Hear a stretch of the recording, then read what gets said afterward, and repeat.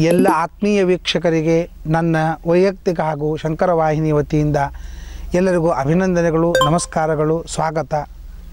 ಚಿಂತನಾ ಕಾರ್ಯಕ್ರಮದಲ್ಲಿ ನಾವು ಅನೇಕ ವಿಚಾರಗಳನ್ನು ಮಾಡ್ತಾ ಬಂದಿದ್ದೇವೆ.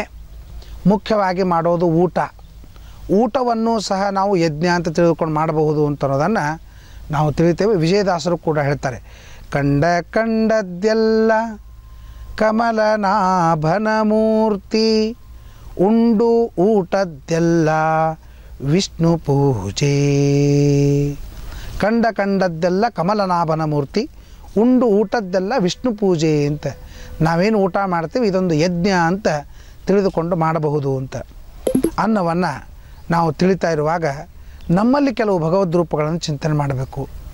ಈಗ ಜ್ಞಾನೇಂದ್ರಿಯ ಅಂತಂತೀವಿ. ಜ್ಞಾನೇಂದ್ರಿಯ ಅಂದರೆ ನಾವು ತಿಳ್ಕೊಳ್ತೀವಿ, ಕಣ್ಣಿನಿಂದ ತಿಳ್ಕೊಳ್ತೀವಿ, ಕಿವಿಯಿಂದ ಕೇಳ್ತೀವಿ, ನಾಲಿಗೆಯಿಂದ ರಸವನ್ನು ಸ್ವೀಕಾರ ಮಾಡ್ತೀವಿ. ಇದೆಲ್ಲ ಜ್ಞಾನೇಂದ್ರಿಯಗಳು. ಮುಟ್ತೇವೆ, ಇದು ಬಿಸಿ ಅದ, ಇದು ಬಿಸಿ ಇಲ್ಲ ಅಂತ ನಾವು ತಿಳ್ಕೊತೇವೆ, ಮುಟ್ತೇವೆ. ಇದೆಲ್ಲ ಜ್ಞಾನೇಂದ್ರಿಯಗಳು.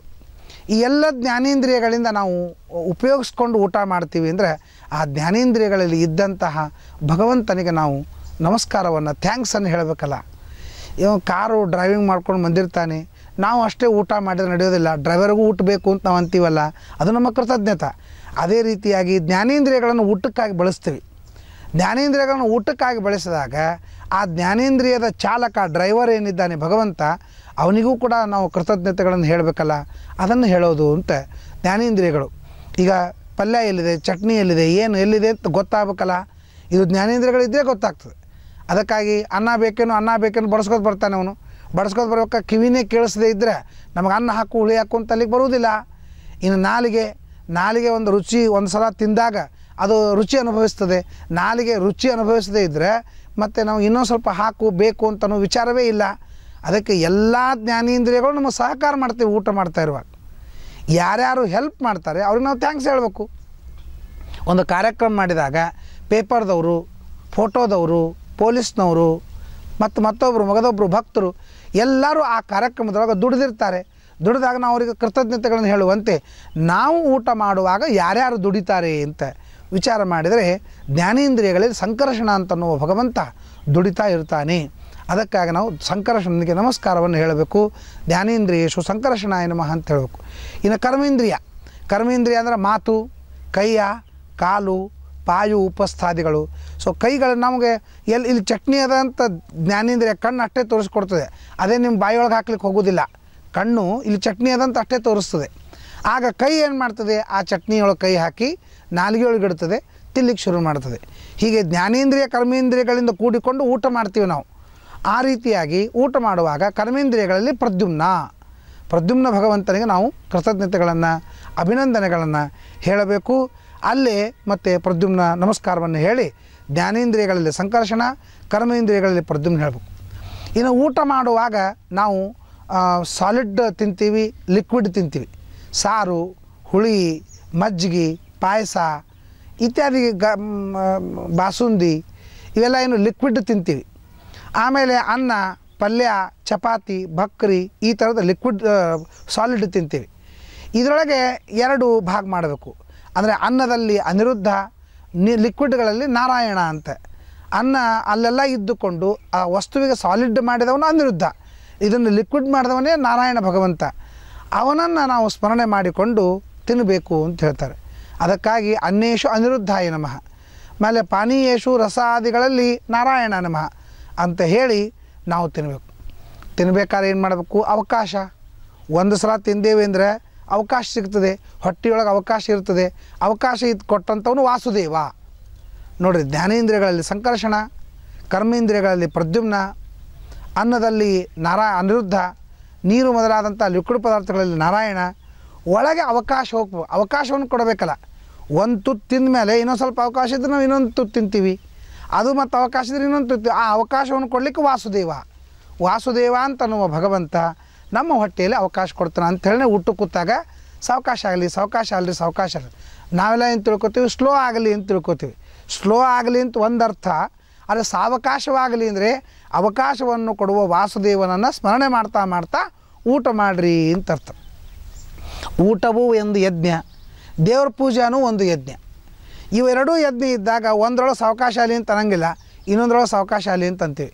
ದೇವ್ರ ಪೂಜೆ ನಡೆದಾಗ ಯಾರೂ ಸಾವಕಾಶಾಲಿ ಅಂತ ಅನ್ನಂಗಿಲ್ಲ. ದೇವ್ರ ಪೂಜೆ 11 ಹೊಡೆದ 12 ಹೊಡೆದ ಸಾವಕಾಶಾಲಿ ಅಂತ ಯಾರೂ ಅನ್ನಂಗಿಲ್ಲ. ತಡ ಆಯಿತು ಸಾವಕಾಶಾಲಿ, ತಡ ಆಯಿತು ಸಾವಕಾಶಾಲಿ ಅಂತ ಅನ್ನಂಗಿಲ್ಲ. ಬಂದು ಕೂಡ ಚಟಿಗೆ ಬರೆಸೋದೆ, ಮುಗಿತಲ್ಲ ಅಭಿಷೇಕ, ಮುಗಿತಲ್ಲ ನೈವೇದ್ಯ, ಮುಗಿತಲ್ಲ ಎಲ್ಲ ಎಷ್ಟೋ ತನಕ ಮಾಡ್ತೀವಿ. ಪೂಜೆದು ಬಯಸ್ಕೊಳ್ಳೋದೆ, ಯಾವ ಪೂಜೆಗೆ ನಿಂತಿರ್ತಾನೆ ಅವು ಬಯಸ್ಕೊಳ್ಳೋನೆ. ಅದೇ ಊಟ 4 ಕೂತರು ತಡ ಆಗ್ಯದ ಲಗು ಲಗು ಊಟ ಮಾಡಿರಿ ಅಂತ ಅನ್ನಂಗಿಲ್ಲ. ತಡ ಆಗ್ಯದ ಸಾವಕಾಶಾಲಿ, ತಡ ಆಗ್ಯದ ಸಾವಕಾಶಾಗಲಿ ಅಂತ ಊಟ ಎಷ್ಟೇ ತಡ ಆದರೂ ಸಾವಕಾಶಾಲಿ ಸಾವಕಾಶಾಲಿ ಅಂತ ಅಂತೀವಿ. ಆದ್ರೆ ದೇವ್ರ ಪೂಜೆ ಯಜ್ಞ ಎಷ್ಟೇ ಲಘು ಆದರೂ ಕೂಡ ಮತ್ತು ತಡ ಆಯಿತು ಲಘು ಮುಗಿಸ್ರಿ, ತಡ ಆಯಿತು ಲಘು ಮುಗಿಸ್ರಿ ಅಂತಂತಾರೆ. ಹೀಗೆ ಒಮ್ಮೆ ದೇವ್ರ ಪೂಜೆ ಕೂತಾಗ ಒಬ್ಬ ಮಹಾನುಭಾವ ಬಂದ. ಮಹಾನುಭಾವ ಬಂದು ಏನು ಹೇಳ್ದ, ಪೂಜೆ ಸಾವಕಾಶಾಲಿ, ಪಂಚಾಮೃತ ಮಾಡಿರಿ, ಪಾರಾಯಣ ಮಾಡಿರಿ, ತುಳಸಿ ಅರ್ಚನೆ ಮಾಡಿರಿ, ವಿಷ್ಣು ಸಹಸ್ರನಾಮ ಹೇಳ್ರಿ, ಎಲ್ಲ ಚೆಂದಾಗಿ ಪಾಂಗ್ತಾಗ ಲಿಂಬೆಹಣ್ಣು ತೊಗೊಂಡು ದೇವ್ರ ಉದ್ಧರ್ತನ ಮಾಡಿರಿ ಎಲ್ಲ ಹೇಳ್ದ. ನನಗೆ ಆಶ್ಚರ್ಯ ಅನ್ನಿಸ್ತು. ಹೌದಪ್ಪ, ಅಂತೂ ನಾವು ಇಷ್ಟು ಸಲ ಪೂಜೆಯೊಳಗೆ ಲಘು ಮುಗಿಸ್ರಿ ಅಂತ ಅನ್ನೋದನ್ನು ಬಯಸ್ಕೊಳ್ಳೋದು ಬಿಟ್ಟು ಸಾವಕಾಶ ಅಲ್ರಿ ಸಾವಕಾಶ ಆಗಲಿ ಅಂತಂತಾನಲ್ಲ, ಎಂತಹ ಭಗವದ್ಭಕ್ತ ಅಂತ ನಾವು ಭಾಳ ಸಂತೋಷಪಟ್ಟು ಸಾವಕಾಶ ಮಾಡ್ಕೊತ ಹೊಂಟೀವಿ. ಮತ್ತೊಮ್ಮೆ ಬಂದ, ಇನ್ನೂ ಸ್ವಲ್ಪ ಸಾವಕಾಶ ಅಲ್ರಿ, ಸಾವಕಾಶ ಅಭಿಷೇಕ ಮಾಡಿರಿ, ಪಾರಾಯಣ ಮಾಡಿರಿ, ನಿಮ್ಮ ಜಪ ಏನಾರು ಇದ್ರೆ ಮುಗಿಸ್ಕೊಳ್ರಿ ಅಂತಂದ.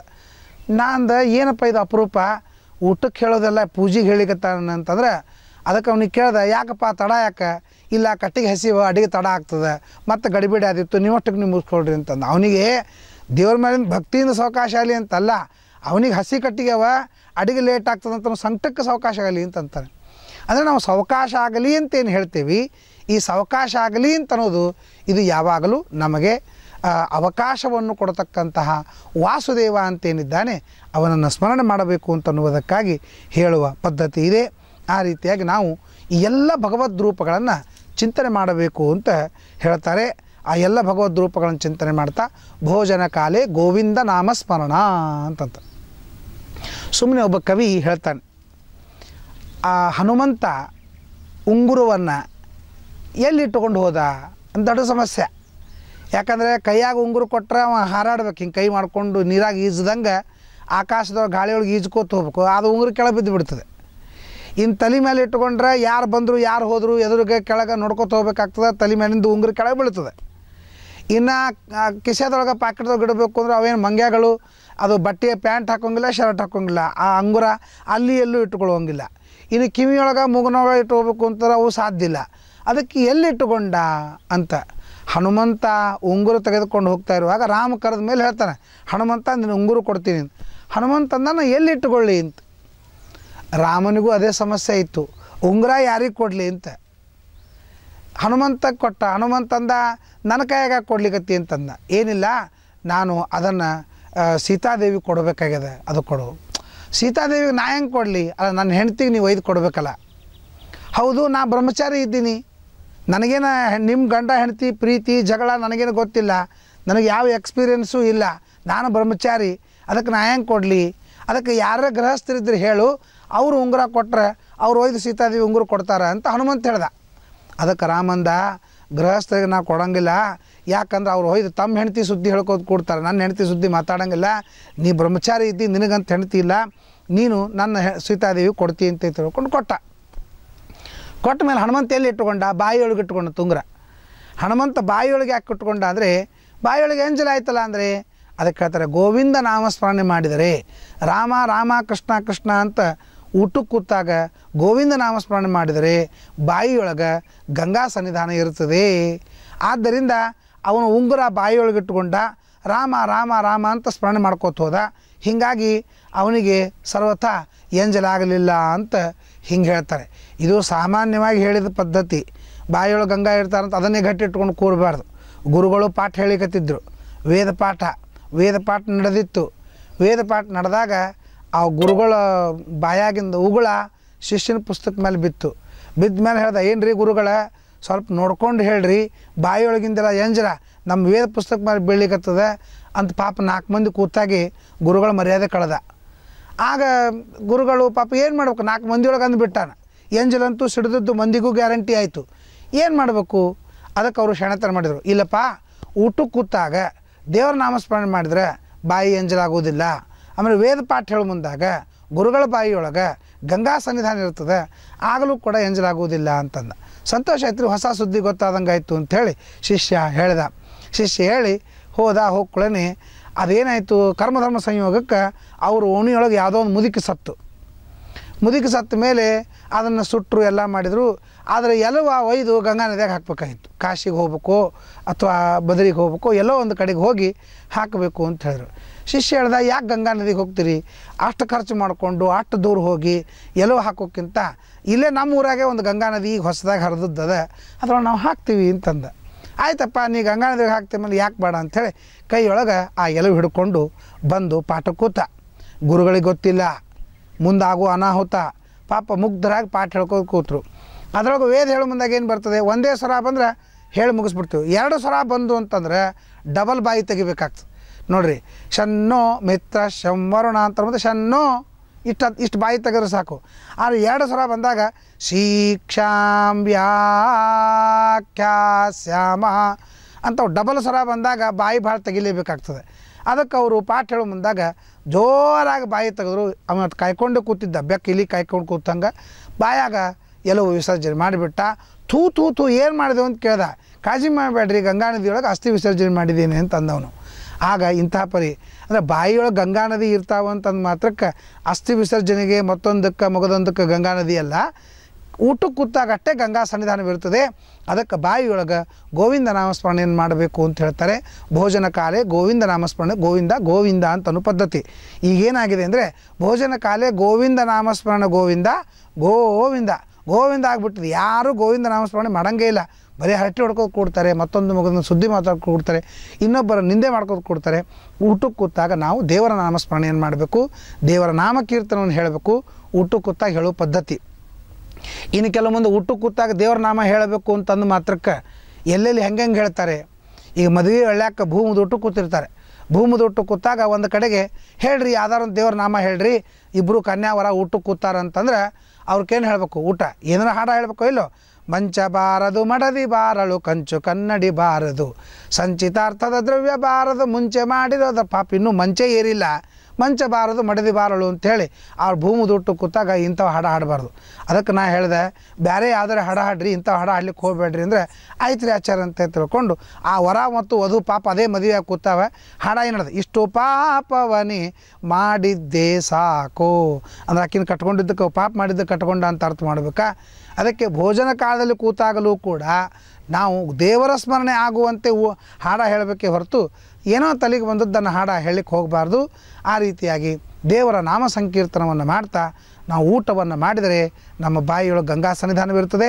ವಿಶೇಷವಾಗಿ ಆ ಊಟ ಇದೊಂದು ಯಜ್ಞ ಅಂತಾಗ್ತದೆ. ಅಂತಹ ದೇವರ ಸ್ಮೃತಿ, ಅದರ ಸನ್ನಿಧಾನ, ಅದರ ಸ್ಮರಣೆಯೊಂದಿಗೆ ಊಟವನ್ನು ಮಾಡಿ ಪ್ರಾಣಾಗ್ನಿಹೋತ್ರ ಎಂಬತಕ್ಕಂಥ ದೊಡ್ಡ ಯಜ್ಞವನ್ನು ಮಾಡಿದಂತಹ ಅಥವಾ ವೈಶ್ವಾನರ ಯಜ್ಞ ಅಂತನ್ನುವ ದೊಡ್ಡ ಯಜ್ಞ ಮಾಡಿದಂತಹ ಮಹಾಪುಣ್ಯವನ್ನು ಸಂಪಾದನೆ ಮಾಡಲಿಕ್ಕೆ ಒಂದು ಅವಕಾಶ ಇದೆ. ಈ ಅವಕಾಶವನ್ನು ಎಲ್ಲರೂ ಕೂಡ ಈ ಚಿಂತನಾ ಕಾರ್ಯಕ್ರಮದ ಲಾಭವನ್ನು ಪಡೆದು ಮಾಡಬಹುದು ಅಂತ ಹೇಳ್ತಾ ನಮಸ್ಕಾರಗಳು.